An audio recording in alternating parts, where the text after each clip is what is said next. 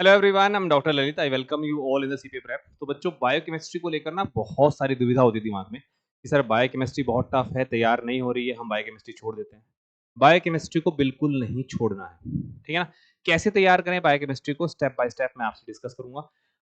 छोड़ने के दो कारण होते हैं बच्चों के। एक कारण होता है कि बहुत सारे बच्चे न्यूमेरिकल क्वेश्चंस नहीं बना पाते, चाहे एंजाइम काइनेटिक्स की बात करें, चाहे थर्मोडायनेमिक्स की बात करें, या फिर हम लोग जो है पीके 1 पीके 2 पीए से रिलेटेड वैल्यूज को फाइंड आउट करने की बात करें। इन सब चीजों को देखकर बहुत सारे बच्चे बायोकेमिस्ट्री को छोड़ देते हैं।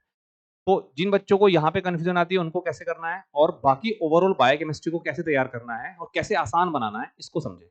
उससे पहले जिन बच्चों ने हमारी ऐप डाउनलोड नहीं किया, ऐप डाउनलोड कर लीजिएगा। यहीं पर इस क्लास की पीडीएफ और बाकी सारी यूट्यूब की PDF, mock test, free test with explanation आपको फ्री में मिल जाते हैं। हमारा एक उड़ान बैच जो कि कंप्लीटली रिकॉर्डेड बैच है, वो हमारा लॉन्च हो गया है 25 ऑफ दिस सितंबर से, जहां पर आपको पूरा लाइव बैच की रिकॉर्डिंग, सब कुछ, ठीक है ना।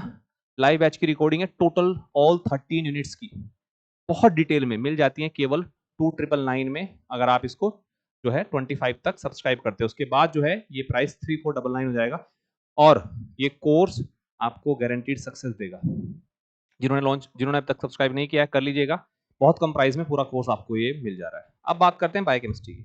बायोकेमिस्ट्री हमारे सामने दुविधा आती है कि हम बायोकेमिस्ट्री में क्या पढ़े और क्या ना पढ़े। दो तरीके के बच्चे हैं, एक जो न्यूमेरिकल क्वेश्चंस भी करना चाहते हैं, एक जो न्यूमेरिकल क्वेश्चन के बिना बायोकेमिस्ट्री को तैयार करना चाहते हैं।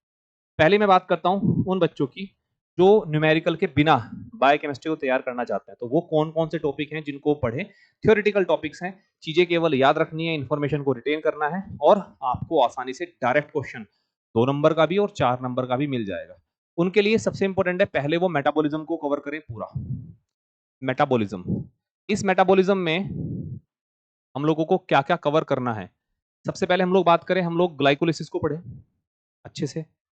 ग्लाइकोलिसिस को पढ़ना कोई बड़ी चीज नहीं है। अब हम ग्लाइकोलिसिस को अगर पढ़ रहे हैं तो उनमें किन किन बातों पर हमें ध्यान देना है। पहला, ग्लाइकोलिसिस हो या कोई भी मेटाबॉलिक पाथवे हो, जो भी उसके हमारे रेट लिमिटिंग या रेगुलेटरी स्टेप हैं, रेट लिमिटिंग या हमारे रेगुलेटरी स्टेप्स हैं, इन स्टेप्स पर यूज होने वाले एंजाइम, रेट लिमिटिंग या रेगुलेटरी जो हमारे स्टेप हैं, इन स्टेप पर यूज होने वाले एंजाइम और उन एंजाइम का इटसेल्फ रेगुलेशन कैसे होता है। जैसे मान लीजिए फॉर एग्जांपल मैं बात करता हूं ग्लाइकोलिसिस में फास्फोफ्रक्टोकाइनेज 1 की, हर बार आपको क्वेश्चन देता है। इसका एलोस्टेरिक रेगुलेशन होता है, कुछ एलोस्टेरिक पॉजिटिव मॉड्यूलेटर होते हैं इसके, और कुछ नेगेटिव मॉड्यूलेटर होते हैं। ये हमें एटलीस्ट याद रखना है। इसके अलावा जो हमारे और स्टेप्स हैं ग्लाइकोलिसिस में, जिसमें हम लोग पायरुवेट काइनेज यानी कि 10 स्टेप की बात करें, या हमारा जब पहला ऑक्सीडेशन होता है उसकी बात करें, तो हमें अगर ग्लाइकोलिसिस पढ़ना है 10 स्टेप्स हैं, इसमें से 3 स्टेप बहुत ज्यादा पूछे गए हैं। उन तीनों स्टेप्स को मेरी ग्लाइकोलिसिस की क्लास है, आप देख लीजिएगा, वहां से मिल जाएगा। एटलीस्ट उसको तैयार करें। दूसरा, इसके बाद फिर हमारा जब ग्लाइकोलिसिस का एंड प्रोडक्ट होता है पायरुवेट, पायरुवेट का कैसे हमारा एसिटाइल कोएंजाइम में कन्वर्जन होता है, यहां पर यूज होने वाले एंजाइम का नाम पीडीएच, उसका रेगुलेशन अच्छे से तैयार करें, डायरेक्टली आपको क्वेश्चन मिल जाता है। उसके बाद अगर हम लोग बात करें, फिर हमारा टीसीए साइकिल हो जाता है। टीसीए साइकिल में भी आपको सेम पैटर्न को फॉलो करना है, यानी कि वहां पर भी जो हमारे रेट लिमिटिंग स्टेप्स हैं, जहां पर हमारे डिकार्बोक्सिलेशन और ऑक्सीडेशन मिल रहा है, या हमें सबस्ट्रेट लेवल फास्फोराइलेशन मिल रहा है, उनको अच्छे से तैयार करें। ठीक है, तो ये 3 पाथवे ऐसे हैं कि कम से कम आपको ये 2 क्वेश्चन देके जाएंगे, याद कर लिया। इसके अलावा जो डायरेक्ट पाथवेज हैं हमारे, उसमें हम लोग बात करें फैटी एसिड ऑक्सीडेशन और फैटी एसिड बायोसिंथेसिस, आप देखोगे बहुत फ्रीक्वेंटली यहां से हमें क्वेश्चन मिल जाता है। तो इसको भी पूरा अच्छे से हम लोग जो है याद करके और समझ के चलें। ठीक है, इसके अलावा हमारा न्यूक्लिक एसिड बायोसिंथेसिस और उसका डिग्रेडेशन, ये भी हम लोग तैयार करें। इसमें जो मेन बात आपको याद रखनी है वो है हमारा कि जो हमारा न्यूक्लिक एसिड बायोसिंथेसिस में जो एटम डोनर होते हैं हमारे, चाहे कार्बन एटम डोनर की बात करें या हम लोग नाइट्रोजन एटम डोनर की बात करें, अच्छे से मैंने समझा रखा है, आगे क्लास में समझाऊंगा, उसको एटलीस्ट आप पढ़कर चले। और सेम हमारा बचता है amino acid metabolism and oxidation. Amino acid metabolism में जो कार्बन सोर्स है, जो नाइट्रोजन सोर्स है अमाइनो एसिड के, वो आपको पता होने चाहिए। साथ साथ में जब डिग्रेडेशन होता है तो जो हमारे एटम्स हैं उनका क्या होगा, जो हमारे कार्बन स्केलेटन है उसका क्या होगा, जो हमारा नाइट्रोजन स्केलेटन है उसका क्या होगा। उसी से कनेक्टेड हमारा यूरिया साइकिल भी आ जाता है, उसको भी हम लोग पढ़े अच्छे से। तो मेटाबॉलिज्म एटलीस्ट आप इतना करें, आप आराम से 2 से 4 क्वेश्चन सॉल्व कर रहे होंगे। और ये सब थ्योरेटिकल चीजें हैं, इसमें आपको केवल याद करना है, बायोकेमिस्ट्री से डरना नहीं है। चीजों को बस याद करना है, 2-4 बार रिवाइज करोगे, चीजें अपने आप ट्रैक पर आ जाएंगी। ठीक है, ये तो उन लोगों को करना है जो ज्यादा जो है एनएटी टाइप के क्वेश्चंस में नहीं जाना चाहते हैं या न्यूमेरिकल क्वेश्चन नहीं करना चाहते हैं। इसके अलावा यही लोग हमारे बायोमोलिक्यूल्स को भी पूरा करें। बायोमोलिक्यूल्स में हम अगर बात करें, हमारा अमाइनो एसिड्स है, ठीक है ना, हमारा न्यूक्लिक एसिड है, क्लास ले रखी है ऑलरेडी। इसके अलावा हमारा लिपिड्स है और हमारा कार्ब है, कार्बोहाइड्रेट है। सब थ्योरेटिकल चीजें हैं। आप इसमें से थ्योरेटिकल चीजों को पूरा सॉल्व करो, पूरा समझो अच्छे से, और आपकी लगभग बायोकेमिस्ट्री तैयार हो गई। आप बायोकेमिस्ट्री के मैक्सिमम क्वेश्चन करने में कैपेबल हो जाएंगे, कोई बड़ी चीज नहीं हुई। अब इसके अलावा जो बच्चे, इसके अलावा यहाँ पर वाइटामिन्स, अगर हम लोग बात करें ना, वाइटामिन्स हम लोग ऐड कर दें। बस इतना सा हमारा बायोकेमिस्ट्री का सिलेबस है, जो वो बच्चे कवर कर सकते हैं जो बच्चे जो है न्यूमेरिकल एप्टीट्यूड टाइप के क्वेश्चन नहीं सॉल्व करना चाहते या जिनको दिक्कत आ रही है।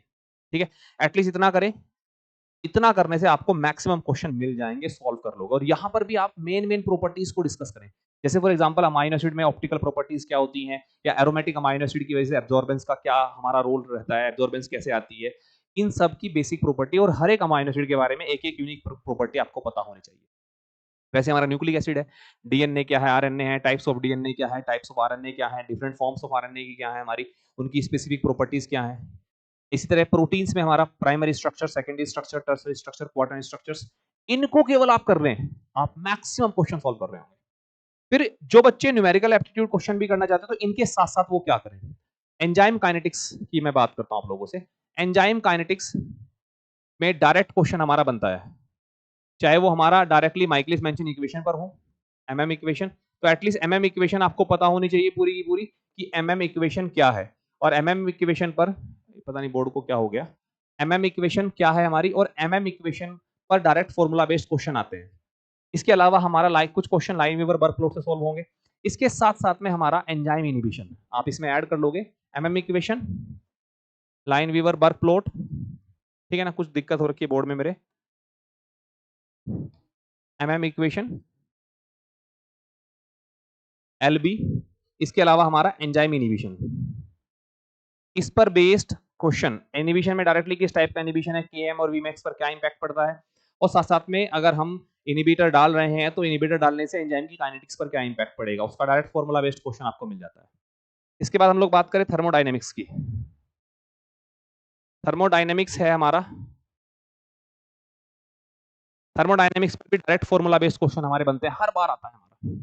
ठीक है, तो केवल इतना ही अगर तुम कर लो बायोकेमिस्ट्री में, तो मैं बता रहा हूं आप 80 to 90% क्वेश्चन सॉल्व कर रहे होंगे बायोकेमिस्ट्री के। बायोकेमिस्ट्री को टफ मत मानो, क्योंकि बायोकेमिस्ट्री अगर तुमने स्ट्रॉन्ग कर लिया, बाकी सब्जेक्ट पर तुम्हारी कमांड हो जाएगी। कितनी छोटी सी बात बताई मैंने आप लोगों को, मैक्सिमम हमारी 8 से 9 मिनट की क्लास रही, जहां पर मैंने आप लोगों को बताया बायोकेमिस्ट्री में अगर आपको पढ़ना है तो इस तरीके से आप इसको डिवाइड करिए, डिवाइड करके पढ़िएगा, बायोकेमिस्ट्री समझ में भी आएगी। और फिर बायोकेमिस्ट्री का लिंकेज आप चाहे मॉलिक्यूलर बायोलॉजी में बनाओ, सेल बायोलॉजी में बनाओ, आप आसानी से बना पाओगे। इतना कर लीजिए बायोकेमिस्ट्री में, इनफ है, इनफ।